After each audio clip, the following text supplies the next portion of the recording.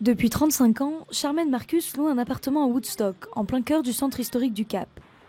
Impuissante, elle a assisté à la transformation du quartier.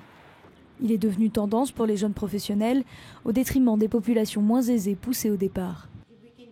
Comme beaucoup avant elle, un matin Charmaine s'est réveillée avec un courrier d'expulsion dans sa boîte aux lettres. Je me suis dit, mais qu'est-ce qui se passe? Recevoir ça maintenant, après toutes ces années? Ça m'a brisé le cœur. Ils ne veulent pas de nous ici. Dans l'urgence, la ville du Cap a offert aux expulsés des hébergements à 30 km de là. Mais certains refusent de partir aussi loin.